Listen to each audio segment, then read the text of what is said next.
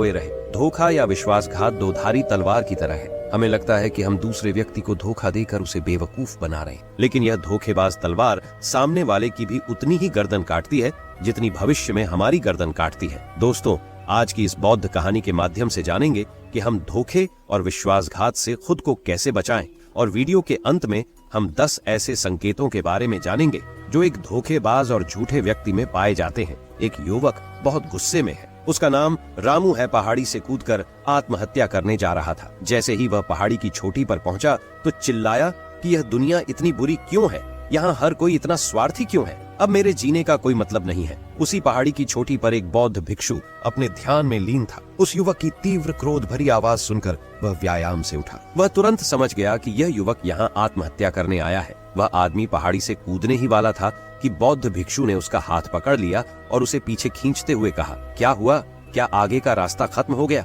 युवक ने कहा कि कौन सा रास्ता, यहाँ कोई रास्ता नहीं है, मैं यहाँ से कूदकर आत्महत्या करने जा रहा हूँ। बौद्ध भिक्षु ने कहा कि एक दिन सभी को मरना है, लेकिन तुम इतनी जल्दी में क्यों हो? युवक ने कहा, क्योंकि यह दुनिया रहने लायक नहीं है। यहाँ हर कोई स्वार्थी और धोखेबाज है। जिस पर मैंने भरोसा किया उसने मुझे धोखा दिया। मेरे अपने भाई ने मुझे धोखा दिया, मेरे दोस्तों ने मुझे धोखा दिया, लेकिन आज तो हद हो गई। मेरी पत्नी ने भी मुझे धोखा दिया। वह एक अमीर बिजनेसमैन के साथ भाग गई। इतना धोखा खाने के बाद अब मेरा इस दुनिया में रहने का कोई मतलब नहीं है। स्वार्थी दुनिया में किसी पर भी भरोसा नहीं किया जा सकता, इसलिए मैं आत्महत्या करने जा रहा हूँ। बौद्ध भिक्षु बोले, क्या तुम स्वार्थी नहीं हो? क्या आप पर भरोसा किया जा सकता है? उस व्यक्ति ने कहा, मैंने आज तक किसी को धोखा नहीं दिया, किसी को धोखा नहीं दिया। आप चाहे तो मेरे गांव जाकर पूछ सकते हैं। लोग अक्सर मेरा फायदा उठाते हैं, लेकिन मैंने आज तक किसी का बुरा नहीं किया। बौद्ध भिक्षु ने कहा, मैं तुम पर भरोसा नहीं कर सकता। तुम्हें मुझे यह साबित करना होगा कि तुम स्वार्थी व्यक्ति नहीं हो। व्यक्ति ने पूछा, मुझे यह साबित करने के लिए क्या करना होगा? तुम्हें साथ रहना होगा। मैं अगले 1 साल तक अपने आश्रम में रहूंगा और खुद को साबित करूंगा। बौद्ध भिक्षु आया। वह युवक उसके साथ उसके आश्रम में गया और उसे अपना शिष्य बना लिया। अगली सुबह बौद्ध भिक्षु ने नए शिष्य को अपने पास बुलाया। मुझे आप पर भरोसा नहीं है, लेकिन आप फिर भी जाकर भिक्षा मांगते हैं, तब तक मैं आपके अन्य गुरु भाइयों को शिक्षा देता हूँ। वह युवा शिष्य गुरु को प्रणाम कर भिक्षा मांगने चला गया। आज से पहले उसने कभी भी भीख नहीं मांगी थी, इसलिए उसे भीख मांगने में बहुत परेशानी हो रही थी। उसके मुंह से भीख मांगने के लिए शब्द नहीं निकल रहे थे।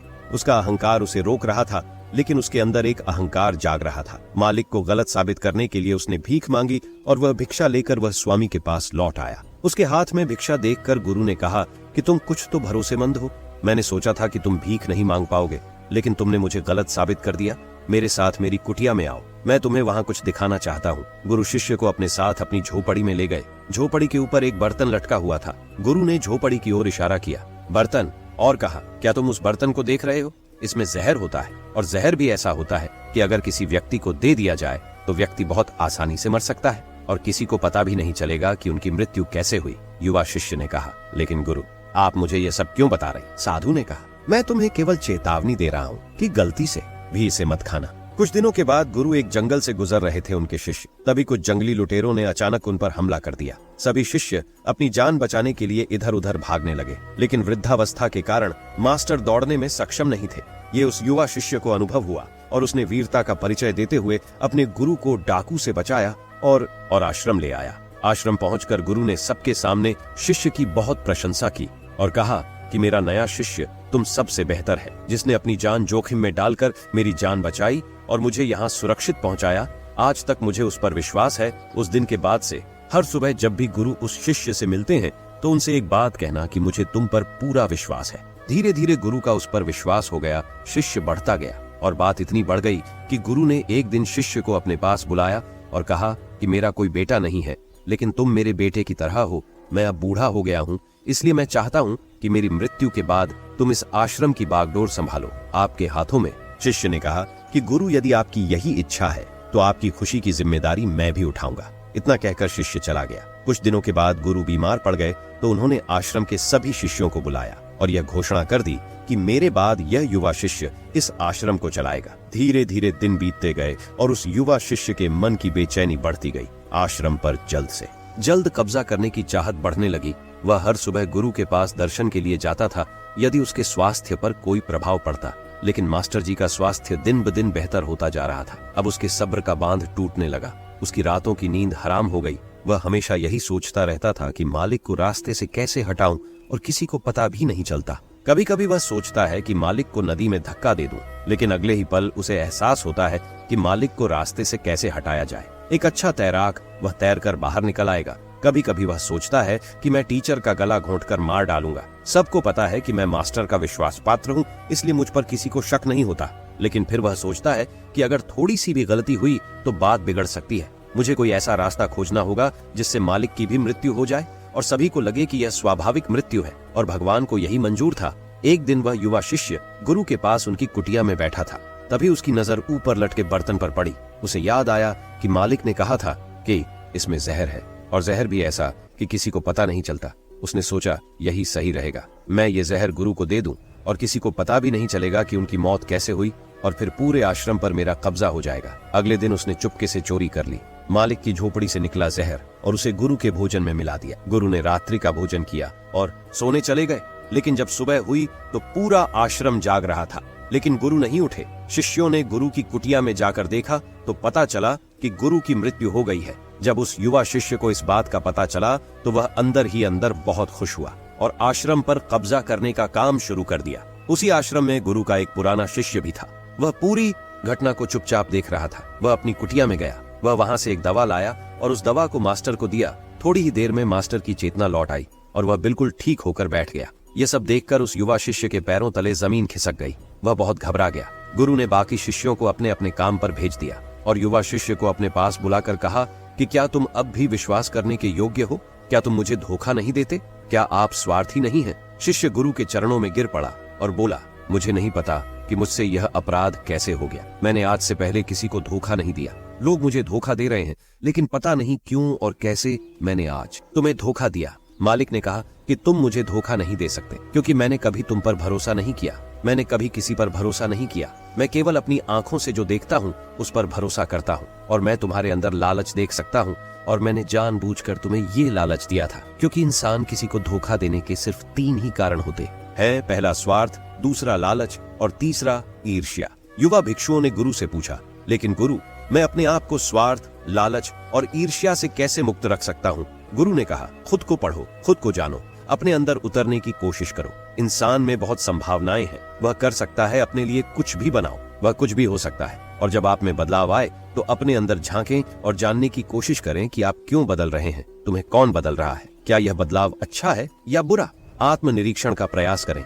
गुरु की ये बात सुनकर शिष्य ने फिर से उनके पैर पकड़ लिए और बोला, गुरु जी, मैं आपका शिष्य बनना चाहता हूँ और जानना चाहता हूँ कि मैं कौन हूँ और मैं क्यों बदलूं। गुरु ने कहा कि हमारे आसपास ऐसे बहुत से लोग हैं और ऐसे बहुत से लोग हुए हैं जो इस बात का उदाहरण है कि उन्होंने कभी किसी को धोखा नहीं दिया। उनका स्वार्थ, लालच और ईर्ष्या कभी किसी को धोखा नहीं दिया। व्यक्ति तभी धोखा देता है जब उसे लगता है कि वह जो कर रहा है उसे कोई नहीं देख रहा है और भविष्य में यह बात किसी को पता नहीं चलेगी और वह जो कर रहा है वह सही है। पकड़े जाने के बाद वह अपने बचाव के लिए और भी तर्क देता है कि मैं कुछ नहीं कर सका, यही आखिरी रास्ता था, मेरे पास मजबूरी थी। लेकिन हर धोखे के पीछे का सच यही है जो इंसान जानबूझकर अपने फायदे के लिए करता है। गुरु ने शिष्य की आंखों में देखते हुए कहा, याद रखना, जब हम किसी को धोखा देते हैं हमने उसकी आंतरिक चेतना को चोट पहुंचाई और वह इतनी बुरी तरह आहत हो जाता है कि वह किसी पर भी भरोसा नहीं कर पाता। वह अंदर ही अंदर बहुत उदास और अकेला महसूस करने लगता है। इसीलिए अगर आप चाहते हैं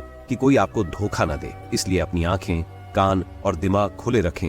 लोगों पर भरोसा करें, लेकिन बहुत ज्यादा भरोसा न करें कि वे आपका फायदा उठाना शुरू कर दें। हमेशा अपने सबसे महत्वपूर्ण कार्यों पर नियंत्रण रखें और अपने जीवन की बागडोर कभी भी दूसरों के हाथों में न सौंपें। और समय समय पर खुद को जांचते रहें। जिस धोखे से आप बचना चाहते हैं, क्या आप भी वैसा ही धोखा किसी और के साथ कर रहे हैं? और अगर फिर भी कोई आपको धोखा देता है तो निराश न हो, क्योंकि धोखा खाने के बाद हर धोखा इंसान को कुछ न कुछ सिखाता है। व्यक्ति पहले से अधिक सतर्क और सावधान हो जाता है। इसलिए केवल एक धोखे के कारण अपना जीवन बर्बाद न करें और इसे एक सबक के रूप में लें और आगे बढ़ें। मास्टर ने कहा, ये एक धोखेबाज व्यक्ति के 10 लक्षण हैं, एक चालाक व्यक्ति के जो आपको धोखा दे सकते हैं और आपके मन की शांति छीन सकते हैं। निराशा के गहरे सागर में डूबकर वह आपकी जिंदगी खत्म कर सकता है। पहली निशानी, जो व्यक्ति झूठा होगा, धोखेबाज होगा, वह आपसे सब कुछ छिपाएगा। आप उसके बारे में दूसरे लोगों से जान लेंगे और जब आप पूछेंगे तो वह कहेगा जिसे वह उनके साथ काफी समय बिताने के बाद भी बताना भूल गए।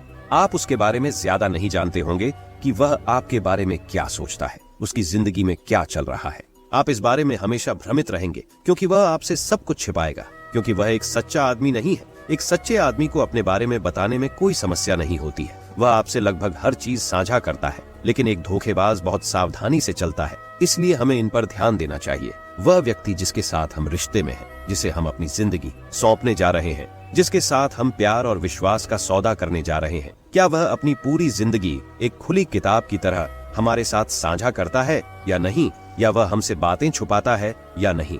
अगर वह छुपाता है तो वह व्यक्ति बहुत बड़ा धोखेबाज है। दूसरी निशानी, जो व्यक्ति धोखेबाज है या जो हमसे सच्चा प्यार नहीं करता, वह कभी भी हमसे सच्चा प्यार नहीं करता, हमारी परवाह करता है। चाहे हम उसकी कितनी भी परवाह कर लें, उसके लिए कुछ भी कर लें, लेकिन उसे रत्ती भर भी परवाह नहीं होगी। और ये एक बार नहीं, बार बार दिखेगा, लेकिन हम इसे नजरअंदाज कर देते हैं। ये हमारी गलती है। हमारे जादू के कारण हम देख नहीं पाते। सच्चाई हमारी आंखों के सामने भी है। अगर हम थोड़ा और सचेत होकर देखने की कोशिश करें तो यह हमारी गलती है। तब हमें पता चलेगा कि उसे हमारी कोई परवाह नहीं है। तीसरा संकेत, जो व्यक्ति धोखेबाज है वह बहुत बड़ा झूठा भी है। उसके अपने शब्द खुद से मेल नहीं खाते। उसकी जुबान बदलती रहती है। वह अपनी बात नहीं रखता, लेकिन हम उसके झूठ में फंस जाते हैं, इसलिए हम उसे नहीं पहचानते। चौथी निशानी, धोखेबाज व्यक्ति हमारे सामने तो हमारी चापलूसी करेगा और हमारी तारीफ करेगा, लेकिन पीठ पीछे वह कभी हमारी तारीफ नहीं करेगा और हमारा सम्मान नहीं करेगा। चाहे हम उसके लिए मर भी जाएं, लेकिन वह कभी हमारी तारीफ नहीं करेगा। हम और कभी भी हमें उतना महत्व नहीं देंगे जितना हम अपने जीवन में देते हैं, क्योंकि वह एक दिन हमें धोखा देगा। इसलिए बेहतर होगा कि हम बहुत अधिक धोखा खाने से पहले सावधान हो जाएं। पांचवा संकेत, वे जो कहते हैं उस पर ध्यान न दें, बल्कि इस पर ध्यान दें कि वे आपके साथ क्या करते हैं। बात करना बहुत आसान है, लेकिन करना बहुत मुश्किल है, और ज्यादातर लोग इन्हीं बातों पर अटक जाते हैं। इसलिए चाहे वह आपसे कितनी भी बात कर ले, उससे कई वादे किए जा सकते हैं, लेकिन जब तक वह पूरा करके न दिखा दे, छठे संकेत पर भरोसा न करें। प्रेम संबंधों में अक्सर यह देखने को मिलता है कि कैसे एक धोखेबाज व्यक्ति अपने प्यार करने वाले को इस तरह अपने जाल में फंसा लेता है कि सामने वाला उसके लिए हमेशा उपलब्ध रहता है। वह कहीं नहीं जा रहा है, यह उसके लिए यहीं रहेगा। वो न आदर करते हैं, न सम्मान करते हैं, और अगर सम्मान की भीख मांगी जाए तो अपमान ज्यादा करते हैं। अगर किसी रिश्ते में किसी से मिन्नत करनी पड़े, मुझे अपना समय देने के लिए मुझसे बात करो, तो इससे बुरा रिश्ता कोई नहीं हो सकता। जो आपसे सच्चा प्यार करेगा वह खुद चाहेगा कि वह अपना ज्यादातर समय आपके साथ बिताए, जिससे आप समय की भीख मांगते हैं। समझ लें कि उसमें आपके लिए कोई प्यार नहीं है। सातवीं निशानी, उसके पास हर चीज के लिए समय होगा, लेकिन आपके लिए उसके पास कभी समय नहीं होगा। वह अपने जीवन में आपके लिए कुछ भी नहीं छोड़ेगा, लेकिन आपको कभी भी छोड़ देगा। वह आपसे तभी बात करेगा जब वह चाहेगा, तब नहीं जब आपको उनकी जरूरत हो। वे आपकी जगह किसी और को ले सकते हैं, लेकिन आपके लिए कुछ भी नहीं बदलेगा, न उनकी आदतें, न उनका स्वभाव, और न ही उनका आराम। आठवां संकेत, वे कभी भी आपके प्रति समर्पित और प्रतिबद्ध नहीं होंगे कि हम आपके साथ हैं, चाहे कुछ भी हो जाए। हम आपका समर्थन करेंगे, चाहे समय कोई भी हो। वे केवल अपनी शर्तों पर आपके साथ रहेंगे। जब भी वे सहज होंगे और अच्छा महसूस करेंगे, वे आपके साथ रहेंगे, और अगर इससे उन्हें थोड़ा सा भी दुख होगा तो वे चले जाएंगे, क्योंकि वे कभी भी अपनी शर्तों से बाहर नहीं आएंगे। आपके लिए कुछ भी करने के लिए आरामदायक क्षेत्र। नौवां संकेत, वे आपको हमेशा चोट पहुंचाएंगे, कभी कभी जानबूझकर, और कभी कभी उन्हें यह भी पता नहीं होता है कि वह आपको कितना चोट पहुंचा रहे हैं, और आपका दिल दुखता रहेगा। आप उस व्यक्ति के साथ खुश महसूस करेंगे जो आपसे सच्चा प्यार करता है। उसके साथ रहने से आपको यह महसूस होगा जैसे आप हवा में हल्के से उड़ रहे हैं। और अगर आप किसी धोखेबाज और गलत व्यक्ति के साथ रिश्ते में हैं, तो सब कुछ भारी और बोझिल लगेगा।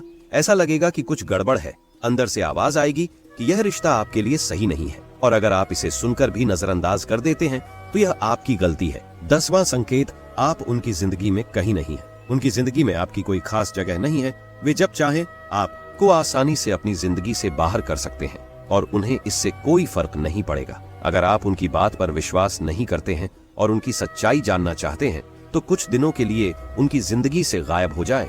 वे जीत जाएंगे। बुरा मत मानना, इससे अच्छा है कि हमारी जिंदगी से समस्या दूर हो गई है।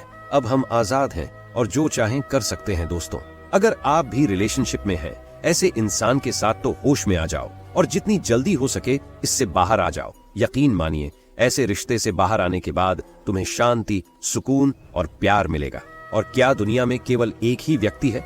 यदि आप एक बुरे व्यक्ति को छोड़ देंगे तो आपके जीवन में 10 अच्छे लोग आ जाएंगे जो आपको सम्मान और प्यार देंगे। और जब तक आप इस तरह के झूठे व्यक्ति के साथ हैं, तो आपको कोई अन्य अच्छाई दिखाई नहीं देगी लोग। लेकिन जैसे ही आप ऐसे धोखेबाज इंसान को छोड़ेंगे, तो आपकी जिंदगी में अच्छे लोग आना शुरू हो जाएंगे। एक और बात, आजकल लोग साथ वाले हैं जिन्हें रिश्ते में प्यार में धोखा मिलता है। वो कहते हैं कि प्यार जैसा कुछ नहीं होता, सब झूठ है, आजकल सब झूठ है, पर पूरा सच नहीं है। जिस इंसान ने तुम्हें धोखा दिया है वो प्यार का मतलब नहीं जानता, लेकिन आज भी दुनिया में कई ऐसे लोग हैं जो प्यार करना भी जानते हैं और निभाना भी जानते हैं। जिन लोगों को धोखा मिला वो अपनी तरफ से सच्चा प्यार कर रहे थे। प्यार ईश्वर का दिया हुआ उपहार है और यह दुनिया प्यार पर ही टिकी है। अगर कोई गलत इंसान आपके प्यार को नहीं समझ पाया तो इसका मतलब ये नहीं है कि इस दुनिया में प्यार नहीं है। ये दुनिया प्यार से चलती है। ये सेलिब्रिटी डांसिंग की दुनिया उन्हीं की वजह से है जो प्यार करते हैं। और अंत में एक और बात दोस्तों, अगर आपको अपने परिवार के सदस्यों से धोखा